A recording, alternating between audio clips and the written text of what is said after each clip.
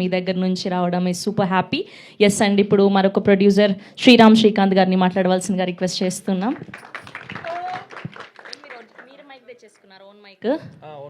Okay, very good. So అందరికీ నమస్కారం.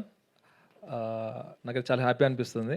So మేము ఫస్ట్ ఆఫ్ ఆల్ మా విలేజ్లో స్టార్టింగ్లో మేము ఫిలిమ్స్కి స్పూఫ్ వీడియో చేసేవాళ్ళం.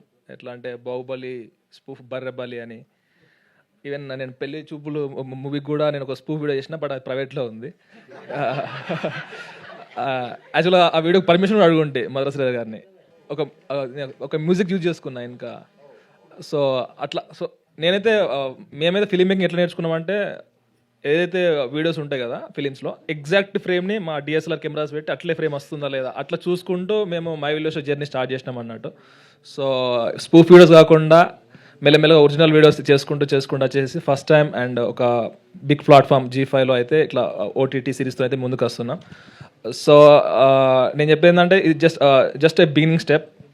ఒక నేర్చుకోవడానికి కానీ ఇది ఇంకా ముందు అయితే ఇంకా చాలా ఒక కంప్లీట్ ఇదన్నా కొంచెం మేము అంటే మా విజన్ ఏంటంటే, కంప్లీట్ పల్లెటూరు నుంచి వెళ్ళి even post production, DI and something everything కూడా అక్కడ విలేజ్ నుంచి వెళ్ళి కూడా చేసి ఒక మూవీతో రావాలని అనుకుంటున్నాం.